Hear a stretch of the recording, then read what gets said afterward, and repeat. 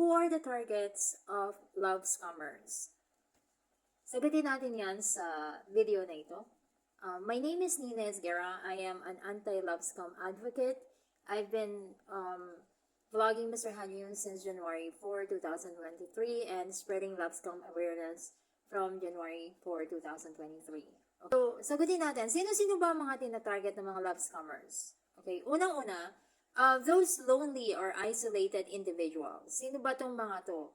Those are people who are feeling empty and they are seeking for companionship. Yung parang feeling nila or they feel alone.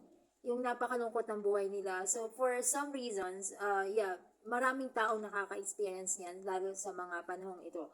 So marami tayong naririnig na nagpapakamatay or sobrang nadidepress and nagkakaroon na rin ng mga awareness about yung mga depression issues, something like that.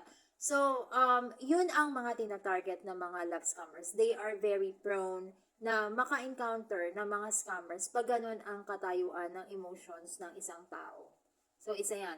Pangalawa, individuals in life transition. Sino ba itong mga to? Ibig sabihin, yung may mga pagbabago sa buhay nila. Like, for example, they experience divorce. Okay? So sa Pilipinas, wala tayong divorce dito sa Pilipinas, pero I heard meron na daw. Pero yun nga, ito ay common sa westerners countries or yung mga country na merong divorce. So pangalawa, yung mga nag-retire na, kumbaga parang nabago yung buhay nila in a way na hindi na sila palaging maalis ng bahay nila para magtrabaho. So it's a big change sa buhay nila. So they tend to look for somebody to talk to. So, very prone sila kasi they are longing for somebody to mingle with. So, syempre, nabago yung yung daily routine ng buhay nila. Meron naman those who are seeking for rather yung may grief.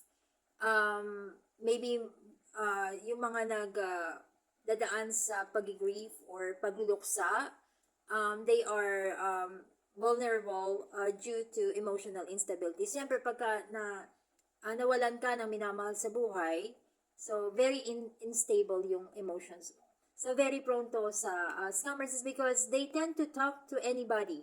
So kung sino yung available na makakausap nila, they will tend to talk to them. And scammers are very much available all the time. Basta willing ka makipag-usap sa kanila. So, what will happen if you are going to often talk to these people, then maaaring mag-develop yung communication nila, mag-progress. So, something like that.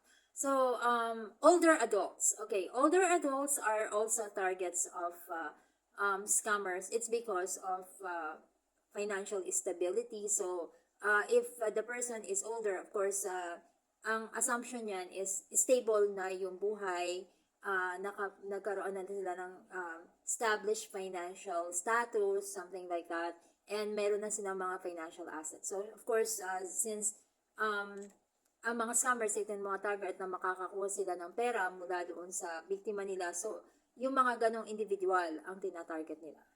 Okay? And meron naman din tina-target nila those people who are in marginalized communities. So, sino-sino ba to? Ano ba yung marginalized communities? So, these are groups that are facing systemic disadvantages and practices.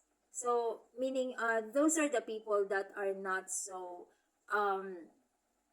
aware of current issues, medyo limited yung kanilang mga kaalaman when it comes to technology.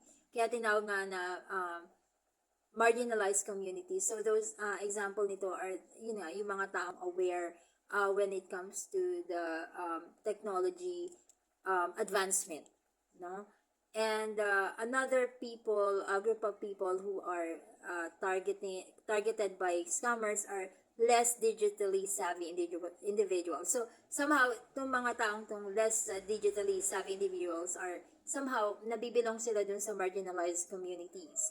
Okay, one of characteristics yan. But it doesn't mean na kabilang ka dun sa community na yun na itong less digitally savvy individuals are also belong to the people na maraming alam din sa technology pero hindi sila aware. Like yung mga old people, yung mga older generation na hindi masyadong aware sa yung hindi sila savvy. Like yung mga senior citizens, I heard many senior citizens are being victimized by the scammers. It's because they don't tend to research about, kasi wala na silang energy or wala na silang panahon to search, and because of lack of awareness din. So, kaya pag hindi ka ganun ka techie or savvy, hindi ka magre-research about sa mga bagay-bagay na connected dito sa scamming. Basta ang gusto lang nila, companionship, gusto lang nila may makausap. So, something like that. So, kapag ka na-develop na yung communication nila with the scammers, they tend to just obey, or they just tend to follow some requests or orders of these scammers. So pag humingi ng pera, bigay na lang sila ng bigay. So yun yung mga nangyayari sa mga, especially yung mga senior citizens or yung mga medyo mga old aged people. Okay? And then meron naman mga klase ng tao na ito yung tina-target ng scammers na trusting and empathetic individuals. So ito yung mga taong madaling maloko or madaling magtiwala, madaling, yung sorry for the term, mauto. Kumbaga, kung ano yung sabihin, may madaling magtiwala. Siguro, you know, they can be manipulated easily. They can be tricked.